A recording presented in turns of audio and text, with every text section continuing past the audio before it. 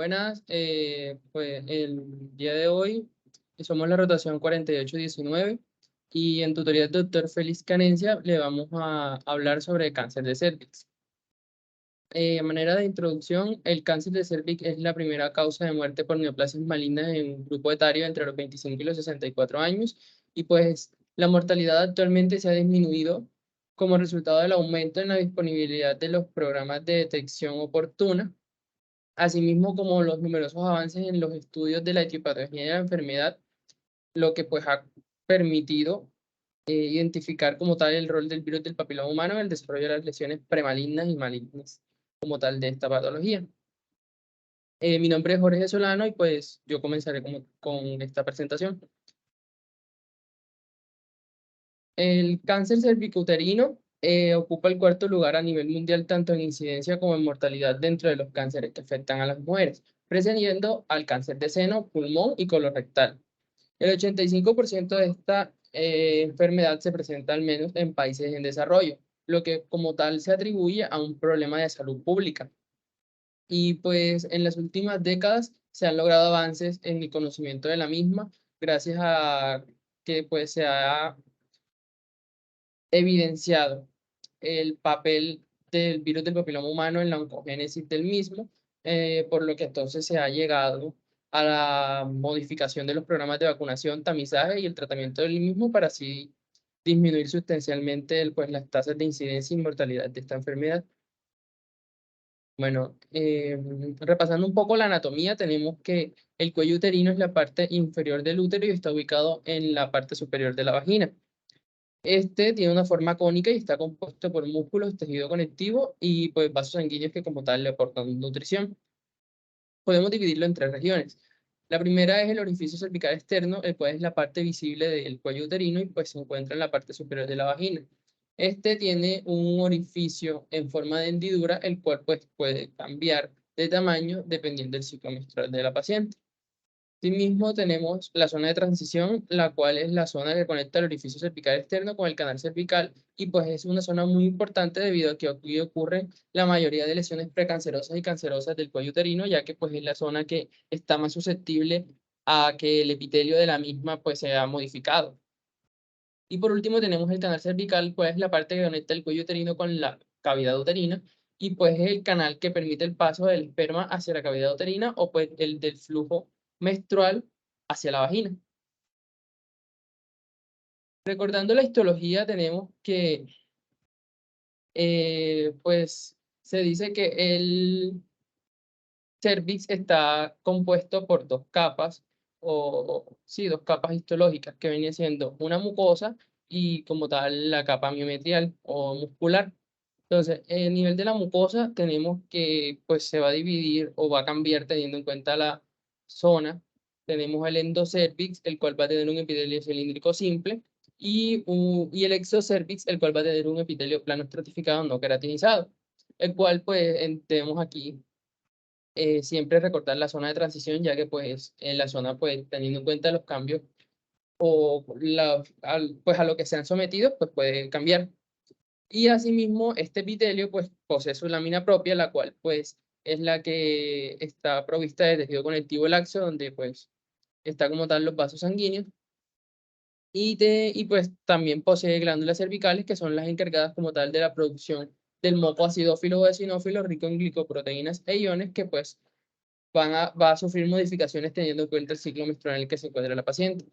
En cuanto a la capa del miometrio, este estará compuesto por escasas fibras musculares lisas en comparación con el del útero, pero pues va a tener abundante tejido conectivo. Entonces, en la imagen A podemos evidenciar un, un extendido normal de, pues, de esta zona en donde se evidencia ninguna atipia celular y pues hay una buena relación núcleo-citoplasma.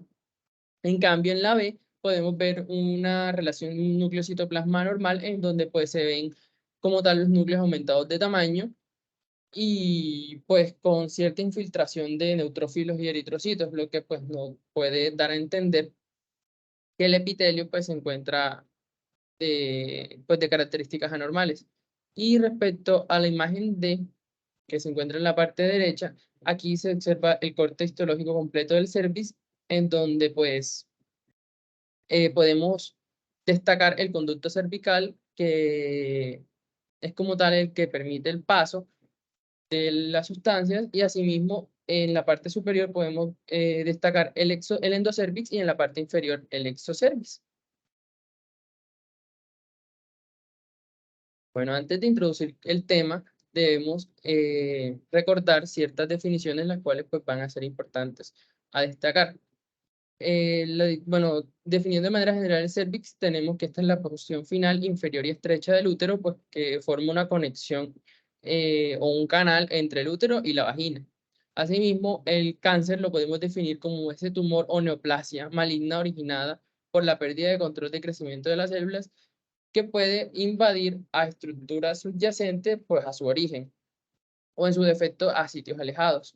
Y por último, entonces, como combinación, el cáncer de cervix es ese tumor maligno o pues neoplasia que comienza o tiene su origen en el cuello uterino, y pues que puede diseminarse o no. Bueno, por último, de lo que le hablaré tenemos la epidemiología, que pues destaca que en el 2018 a nivel mundial se diagnosticaron al menos 569.000 nuevos casos de cervix, pues siendo una tasa de incidencia del 6.6%, de los cuales 311.000 murieron, representando un 7.5% pues, de los casos. En Colombia se presentaron 3.853 casos, lo que representa una tasa de incidencia del 7.1%, con 1.775 muertes, que como tal representa una tasa del 7.6%, donde pues debemos tener en cuenta que sigue siendo una tasa elevada, y pues enfatizar más que todo en los procesos de tamizaje para así cortar esta enfermedad de raíz. Y bueno, los dejo ahora con mi compañera Aura, que pues continuará con la exposición.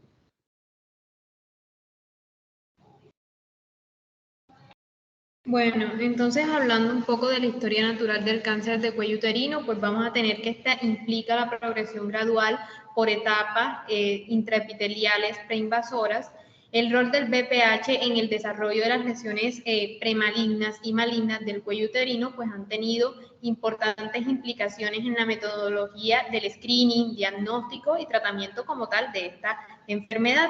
El BPH va a producir infecciones frecuentemente transitorias que van a desaparecer en un promedio de un 70 a un 90% de los casos, y que de acuerdo al manual de citología cervicuterina, el desarrollo carcinogénico pues va a resultar de esa infección persistente. Respecto a los factores de riesgo, pues vamos a tener, estos son muchos, entre estos vamos a tener la infección por el virus del papiloma humano, que esta como tal la infección persistente por ciertos tipos de BPH va a ser el factor de riesgo pues, más importante para el cáncer de cuello uterino. El BPH, como sabemos, se transmite por transmisión sexual. También, además de este, vamos a tener el tabaquismo, en el cual sabemos que fumar va a aumentar el riesgo de diferentes tipos de cáncer. Entre estos vamos a tener incluido el cáncer de cervix. La inmunosupresión, también estas personas con sistemas inmunes debilitados pues están muy propensas a sufrir de este cáncer. Tener múltiples parejas sexuales además también puede tener una repercusión en contraer el BPH y por lo tanto presentar esta enfermedad. La edad temprana de inicio de actividad sexual, vamos a tener que aumenta como tal el riesgo de contraer el BPH y desarrollar el cáncer de cuello uterino, como también aquellas personas con antecedentes de enfermedad de transmisión sexual, como la clamidia o la gonorrea, aumentan el riesgo pues, de desarrollar cáncer de cuello uterino. La historia familiar, además de cáncer de cuello uterino, también puede ser un factor de riesgo importante. El uso prolongado de anticonceptivos orales también se asocia a mayor riesgo de desarrollar la patología, como también la exposición al dietilvestrol en las mujeres cuyas madres pues tomaron durante el embarazo, van a tener un mayor riesgo de desarrollar cáncer de cuello uterino. Entonces va a ser importante tener en cuenta que tener uno o más de estos factores de riesgo, pues como tal no va a significar necesariamente que una persona va a desarrollar el cáncer de cuello uterino. La mayoría de las mujeres que tienen estos factores de riesgo, pues no van a desarrollar como tal la enfermedad. Ya hablando de la fisiopatología, pues vamos a tener que en este esquema nos ilustra la génesis de los cánceres cervicuterinos. Van a existir dos criterios de valoración en el espectro de la displasia cervicuterina. En la imagen A que observamos en la diapositiva, vamos a tener que este es el punto inicial que representa a la célula con riesgo por infección activa de VPH. El genoma de VPH existe en forma de plásmido separado del ADN del hospedador.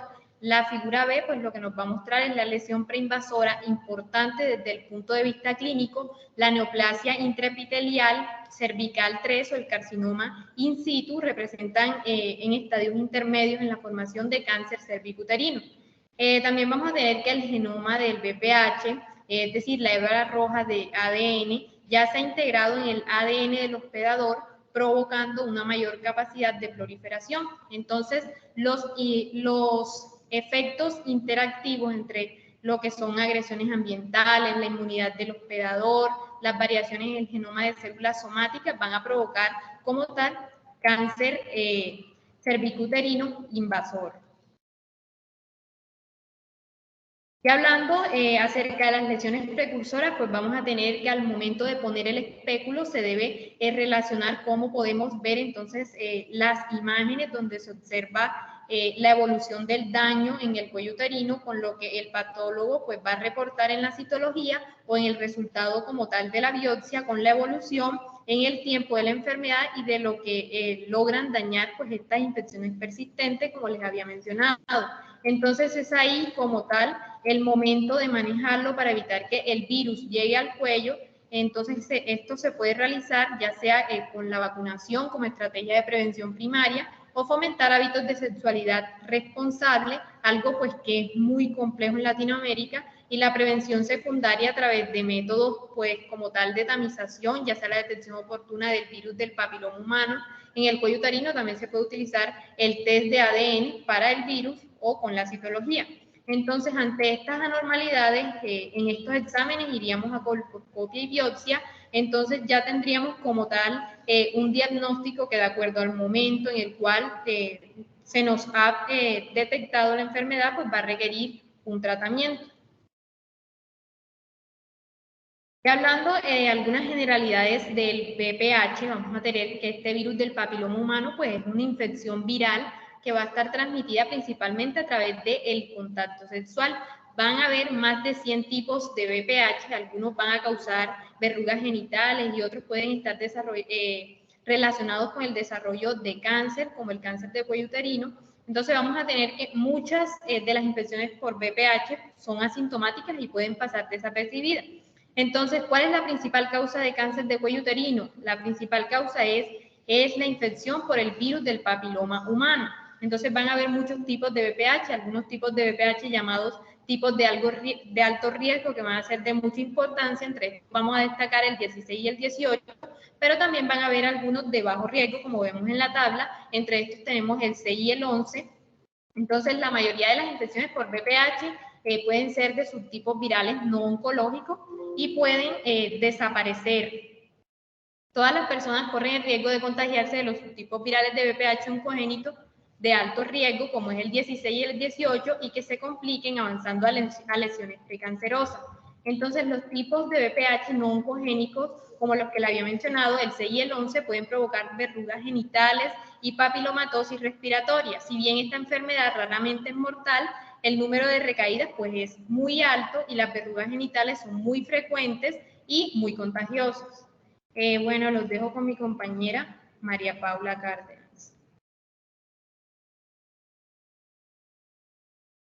Listo, muchas gracias. Entonces, continuando ya con lo que corresponde a la parte de diseminación tumoral, tenemos que la parte del CA de cuello uterino, en su gran mayoría, esta va a ser directa por infiltraciones a sus órganos vecinos.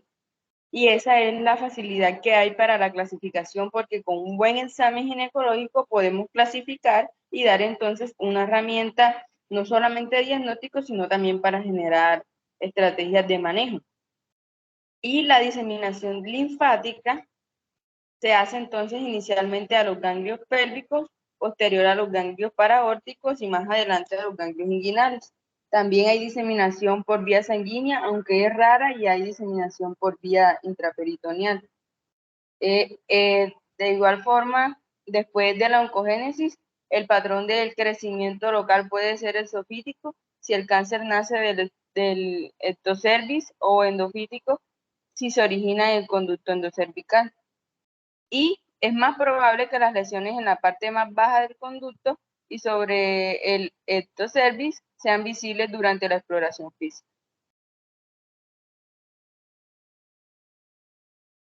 Ya en cuanto a los tipos histológicos, tenemos que, según la Organización Mundial de la Salud, hay 3 categorías del carcinoma invasivo de cervix: el escamoso, el adenocarcinoma y otros tumores epiteliales. El tipo histológico más frecuente es el escamoso. Representa desde un 70 a 80% de los casos, seguido del adenocarcinoma, un 10 a 15%, y los otros pues ya entre un 10 a 15% igualmente. Tenemos el carcinoma escamocelular inicialmente, que los grados de diferenciación se dividen en 3 grupos: grado 1 o bien diferenciado, 2 o moderadamente diferenciado y grado 3 o mal diferenciado. Los más importantes son el queratinizante, que se basa más que todo en que las células escamosas están bien diferenciadas, dispuestas en nidos o cordones de diferente tamaño, y la característica principal básicamente es la presencia de perlas de queratina en el epitelio, y no tienen figuras mitóticas numerosas. El no queratinizante, que también encontramos nidos de queratina, pero no forman perlas, tienen abundante mitosis. El besaloide, que es poco frecuente, y el tumor está compuesto por células dispuestas en nidos de aspecto inmaduro con escaso citoplasma. Otros tipos histológicos en este grupo, pero pueden ser poco frecuentes, son el basaloide condilomatoso, el papilar, el verrugoso, el escamoso transicional. Ya en cuanto al adenocarcinoma, vemos que pues, es un grupo heterogéneo con una gran variedad histológica, y la clasificación se basa en el tejido celular predominante. Encontramos que los más importantes son el adenocarcinoma endocervical de tipo usual, el adenocarcinoma mucinoso, que si es de tipo endocervical representa un 70%, y está compuesto por células que se asemejan a las glándulas endocervicales normales, el tipo intestinal, el tipo de anillo de sello, el adenocarcinoma endometrioide, que pues corresponde al 7 al 50% de los adenocarcinomas de cervix. El adenoescamoso, que representa una incidencia de 3.6 a 25% de todos los cánceres cervicales, y teniendo en cuenta su histología, contiene tejido escamoso maligno representado con áreas bien diferenciadas, queratinizadas, con perlas celulares glandulares con características malignas. Y la edad de presentación es básicamente comúnmente pues en jóvenes y mayores, e incluso se ha documentado durante el embarazo. Acá tenemos la estadificación FIGO, que pues no nos vamos a extender mucho en ella porque más adelante vamos a ver de forma más detallada en qué se basa cada una. Sin embargo, pues para tener como un adelanto, esta básicamente corresponde y se va a estadificar teniendo en cuenta el grado de compromiso que tenga.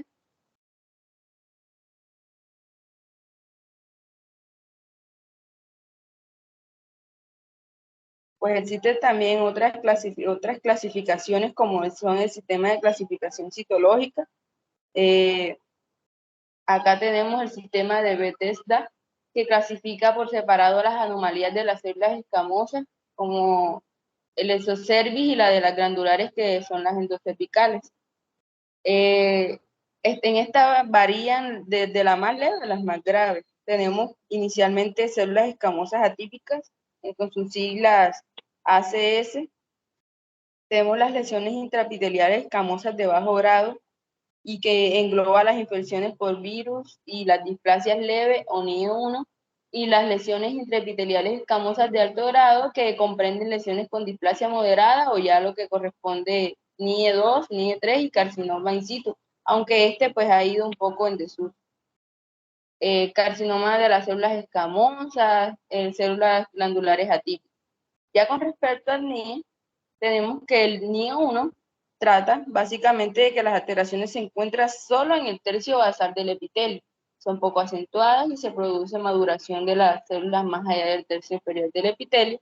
El 2, que son alteraciones citológicas más acentuadas y comprometen hasta los 2 tercios basales del epitelio, y el 3, que citológicamente son aún más acentuadas, por decirlo así, y comprometen más allá de 2 tercios inferiores del epitelio, pero no todo su espesor. Pues tenemos también acá algunas medidas para comparar los tamaños de los tumores. ¿Esto con qué propósito se hace? Pues básicamente para contextualizar a la paciente de qué tamaño es su lesión con, digamos, objetos de nuestra cotidianidad, más bien para familiarizarla aún más. Entonces, este tamaño se mide básicamente en centímetros o pulgadas, y a veces se usan alimentos comunes. Tenemos, por ejemplo, una arveja con 1 centímetro, un maní 2 centímetros, una uva 3 centímetros, una nuez 4, una lima 5 centímetros, un huevo 6 centímetros, un durazno 7, y ya en casos pues ya más desfavorables, 10 centímetros, un pomelo. Pues a continuación les dejo con mi compañera, que les va a enfatizar un poco más de este tema.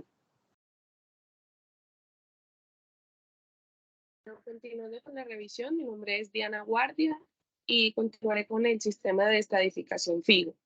Bueno, hay que tener en cuenta que este se clasifica en varios estadios, y para empezar tenemos el cáncer de cuello uterino en el estadio 1, como se puede observar en la imagen de la izquierda.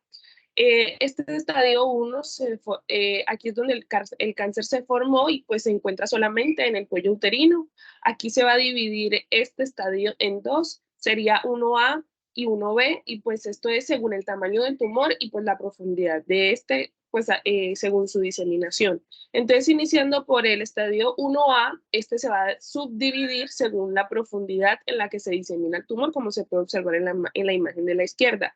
El estadio 1A1 se va a encontrar muy poco cáncer, solamente se va a observar el microscopio, y acá el tejido del cuello uterino, aquí se va a diseminar a una profundidad de 3 milímetros o menos, con diferencia al estadio 1A2, que aquí también hay muy poquito cáncer, pero este se va a diseminar más de 3 milímetros, pero no va a ser más de 5. Aquí tenemos en la imagen de la derecha el estadio 1B. Este se subdivide según el tamaño del tumor y la profundidad pues, a la que este se diseminó, y encontramos en la imagen de la derecha el estadio 1B1. Aquí el tumor mide 2 centímetros o menos y se diseminó más de 5 milímetros de profundidad.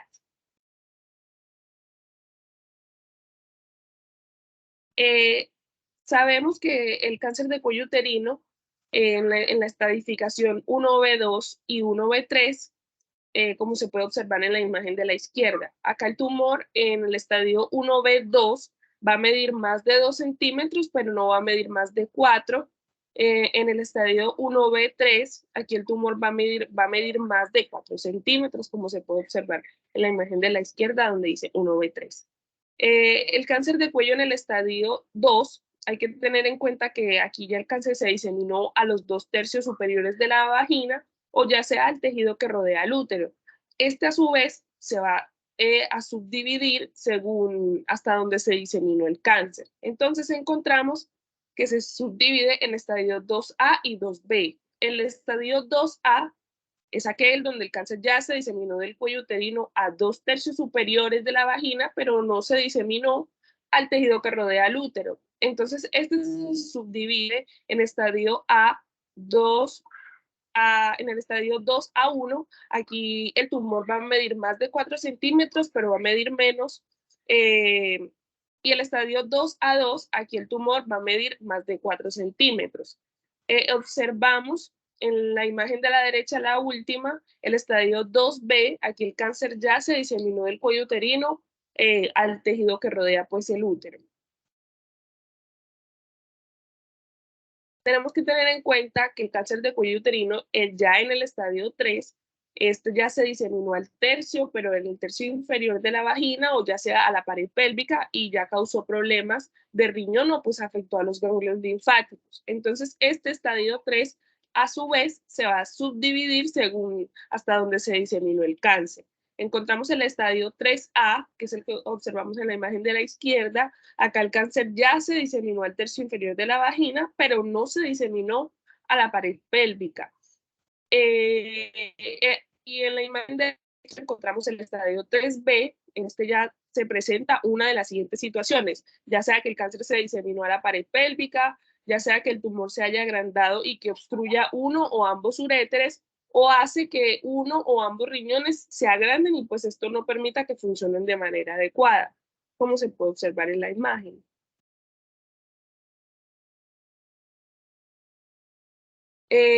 Tenemos también el estadio 3C, que este a su vez se subdivide en estadio 3C1, que es cuando el cáncer ya se diseminó a los ganglios linfáticos de la pelvis, como se puede observar en la imagen de la izquierda, y el estadio 3C2, que es cuando el cáncer ya se diseminó a los ganglios linfáticos del abdomen, y estos van a estar cercanos en la aorta, como se puede observar en la imagen de la izquierda.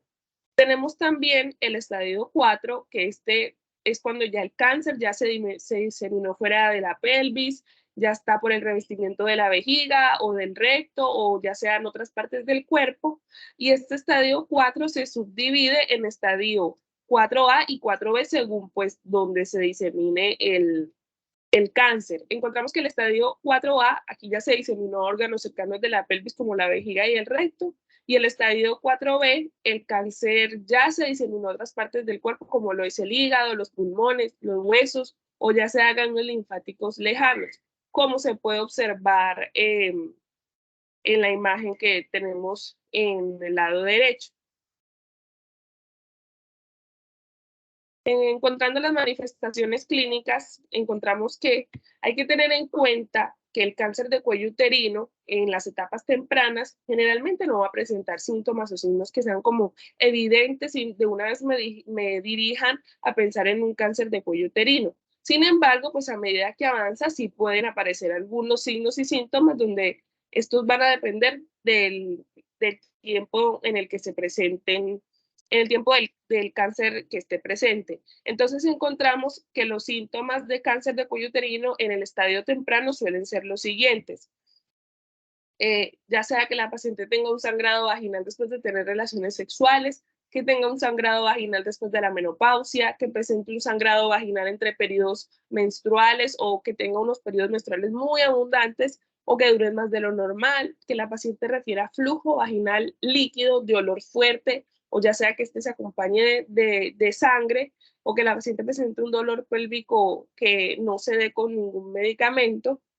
Es posible pues que el cáncer de cuello uterino ya esté en estadios avanzados, o sea, que ya se haya diseminado fuera del útero y a otras partes del cuerpo y cause pues de pronto síntomas como lo es la dificultad o el dolor al evacuar, ya sea sangrado del recto con las evacuaciones intestinales o que tenga de pronto dificultad o dolor al orinar o que presente sangre en la orina, que tenga un dolor sordo en la espalda, que tenga una hinchazón en las piernas, de pronto un dolor de abdomen crónico que no se dé con nada, o de pronto mucha sensación de pesadez y cansancio. Entonces, todo esto es importante porque es posible que otras afecciones que no son cáncer de cuello causen estos síntomas. Entonces, por eso se dice que estos síntomas se pueden enmascarar con cualquier otra patología.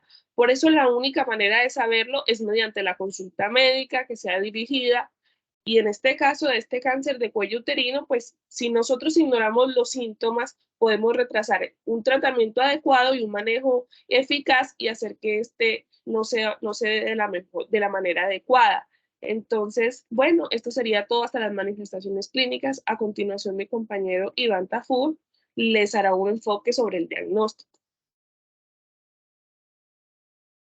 Bien, listo. Entonces, continuando con lo que es el enfoque diagnóstico, pues tenemos que tener en cuenta que en una visión pues, bastante general del diagnóstico definitivo, es la evaluación de la histología de una biopsia del cuello uterino. Por lo tanto, pues lo que se requiere en este caso es una visualización del cervix mediante la especuloscopia. En el caso pues, de que las lesiones, de que existan lesiones visibles, suele ser pues, suficiente como tal con una biopsia de socavado. Sin embargo, pues el cervix puede parecer normal cuando la enfermedad es microinvasiva o se encuentra pues, en el canal endocervical. En estos casos, pues lo que se debe realizar es una colposcopia con biopsia. Y no está, pues, y si esta, o sea, si se realizó la colposcopia con biopsia y esta no es conclusiva, pues ya se da a proceder a la conización cervical.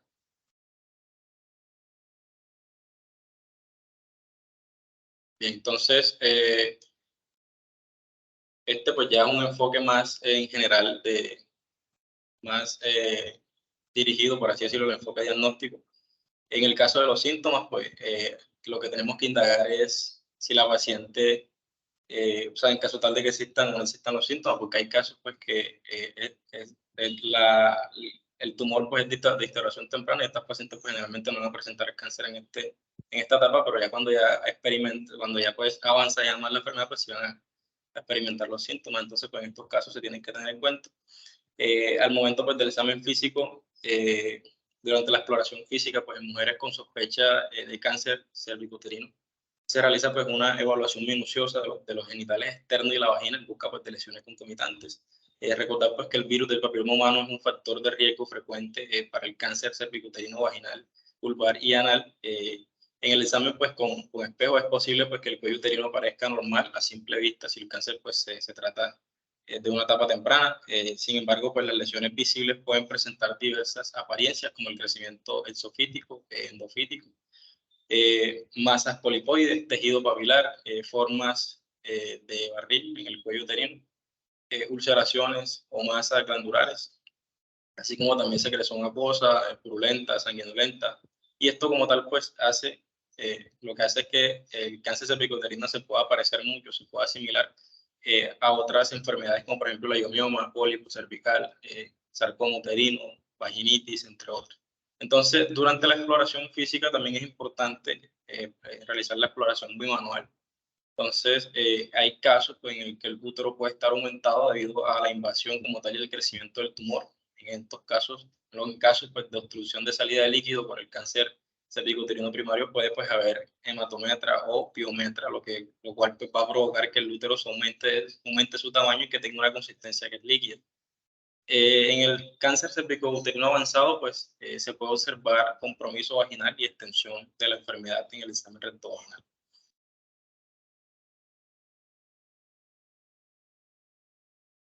Entonces, continuando con el enfoque diagnóstico, otra de las pruebas que se suelen utilizar es el frotis de Papa Nicolau, que este como tal es una valoración histológica de la biopsia cervicuterina.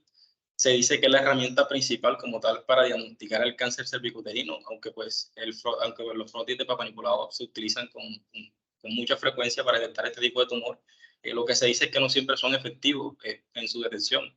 El frotis de Papa Nicolau tiene una sensibilidad de aproximadamente 55-80% para detectar lesiones altamente malignas en una sola prueba. Por lo tanto, pues su capacidad de prevenir como tal el cáncer radica en la realización en serie de esta prueba. Cuando tenemos una mujer o cuando pues, existe como tal el cáncer cervicuterino en etapas tempranas, este solo va a tener una sensibilidad entre el 30 y el 50%. También por esta razón pues no se recomienda como tal que se utilice exclusivamente, es decir, solo se utiliza frotis de Papa Nicolau, sino pues lo que se sugiere es que se realicen, se acompañe de biopsias dirigidas con pinzas especializadas como tal para confirmar el diagnóstico.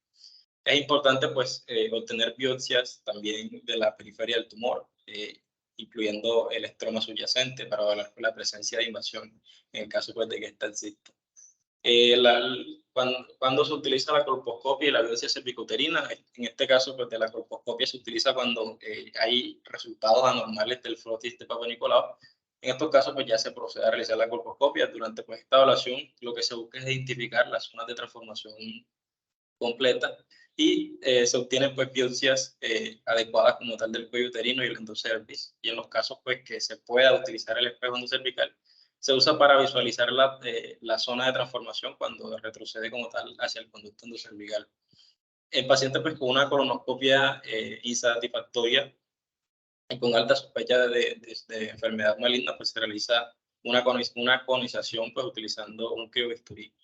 En el caso pues de las biopsias cervicouterinas obtenidas mediante socavado o las piezas pues de conización son pues las más adecuadas como tal para evaluar la invasión como tal ya del cáncer de endometrio.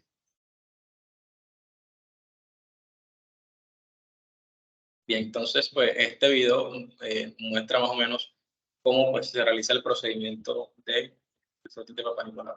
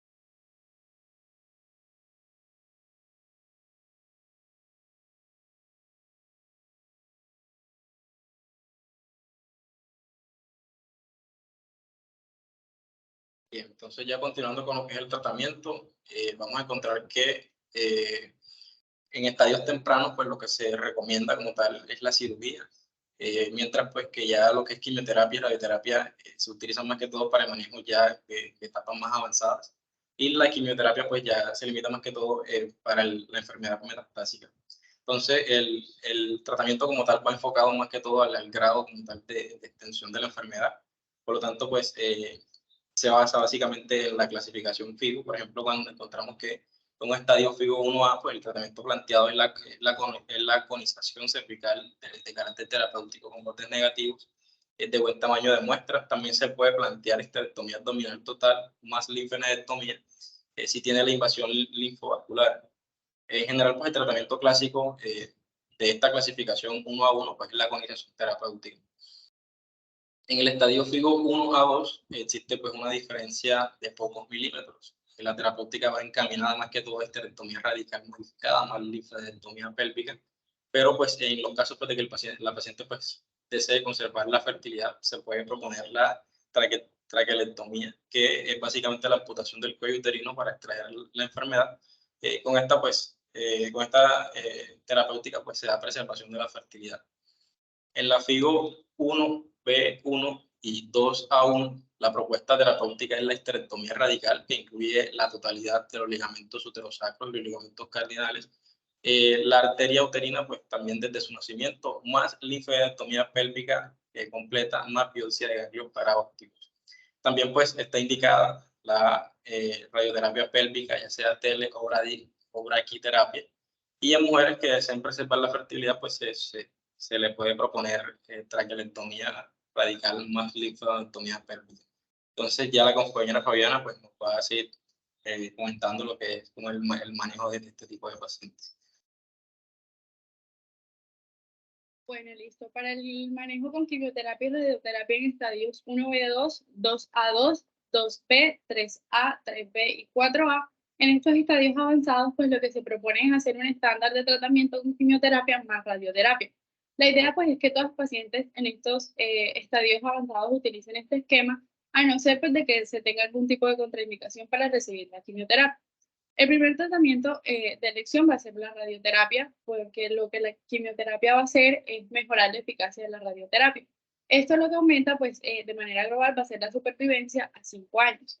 Siguiendo con el estadio de la FIGO, hablamos del estadio 4B, que aquí, pues, la presentación con enfermedad metastásica a distancia va a ser rara y se reportan aproximadamente el 2% de los casos. El plan manejo aquí es netamente paliativo y pues las mejores combinaciones para la quimioterapia sistémica de primera línea van a ser el cisplatino, plaquitaxel y bevacizumab, que esto mejoró la sobrevida global en 3.7 meses versus la quimioterapia sola. En estos casos, pues el uso de la radioterapia deberá individualizarse. Bueno, tenemos primeramente la imagen donde vemos una histerectomía. La histerectomía es el procedimiento mediante el cual se extirpa el útero mediante cirugía junto con otros órganos o tejidos o pues sin estos. Tenemos primeramente la histerectomía total, donde se va a extirpar el útero y el cuello uterino. Tenemos también la histerectomía total con salpingoforectomía y aquí vamos a tener dos opciones. Opción A, que cuando es unilateral, y aquí pues se extirpan el útero, uno de los ovarios y una de las trompas de falopio. Y la B, que sería la bilateral, por la que aquí pues, se va a extirpar el útero, ambos ovarios y ambas trompas de falopio. En una histerectomía radical se va a extirpar con el útero, ambos ovarios y ambas trompas de falopio. Y pues también todo el tejido cercano. Estos procedimientos pues, se realizan mediante una incisión transversal y baja o ya sea por una incisión vertical. A continuación pues presentaremos un video.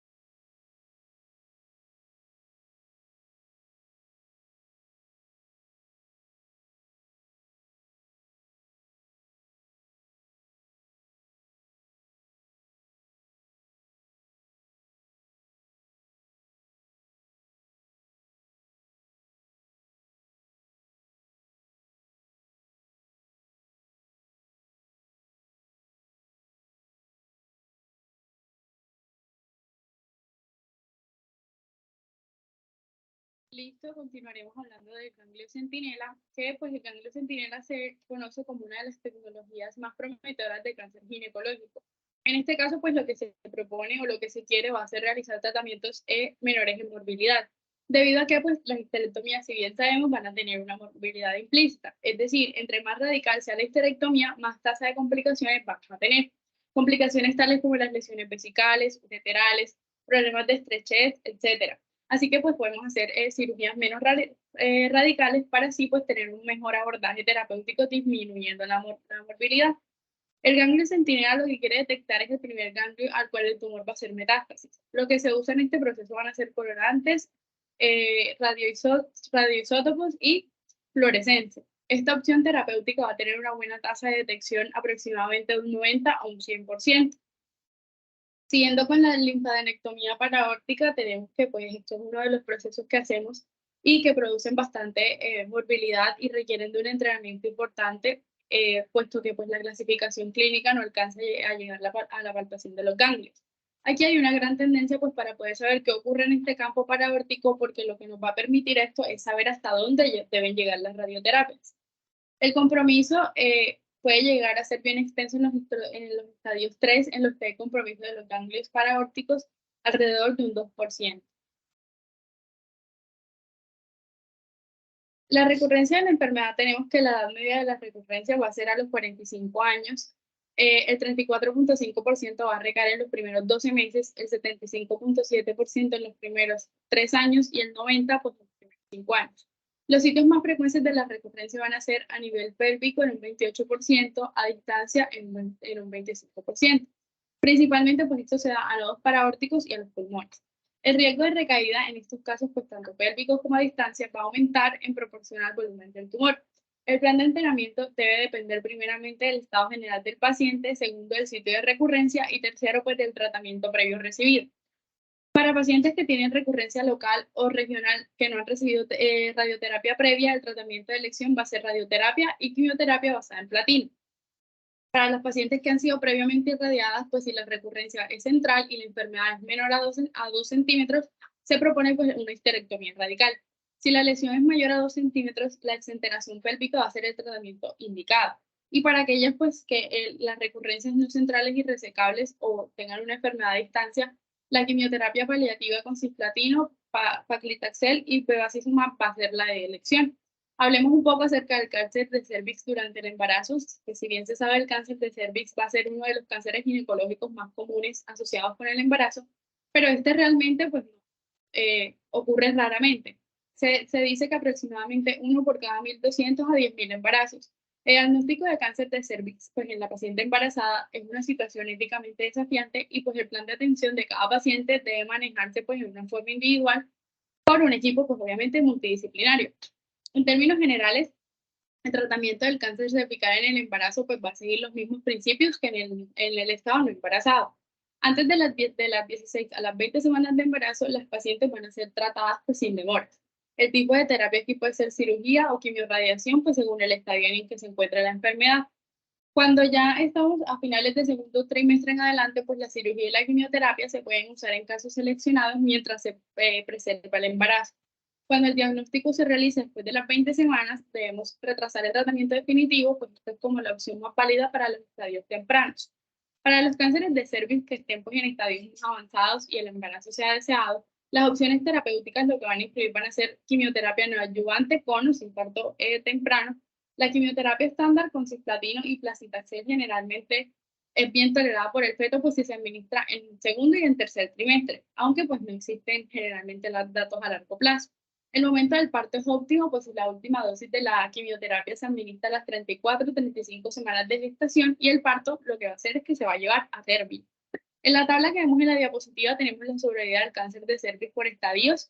Tenemos la sobrevida a 5 años, todo esto pues en porcentajes. Tenemos el estadio A1A1 con una sobrevida de 97,5, el 1A2 con una sobrevida de 94,8, el 1B1 con 89,1%, el 1B2 con 75,7%, el 2A con 73,4%, el 2B con 75,8%, el 3A con un 39,7%, el 3B con un 41,5%, el 4A con un 22% y el 4B con un 9,3%. Bueno, a manera de conclusión, sabemos que el cáncer de cervix va a ser una enfermedad grave que requiere un diagnóstico temprano y pues un tratamiento adecuado. La detección temprana va a ser crucial pues para mejorar las tasas de supervivencia. El tratamiento pues generalmente va a implicar cirugía, quimioterapia y en algunos casos pues radioterapia. La individualización del tratamiento en estos casos va a ser esencial teniendo en cuenta primeramente pues las características y las necesidades únicas que va a tener pues cada paciente. El pronóstico pues varía según la etapa de la enfermedad, pero lo que sí es seguro es que el diagnóstico y el tratamiento oportuno pueden mejorar las perspectivas de la supervivencia. Listo, pues esta fue la bibliografía usada para la revisión del tema de cáncer de cervix, expuesta por la rotación 4819, en compañía del tutor Félix Canencia. Muchas gracias.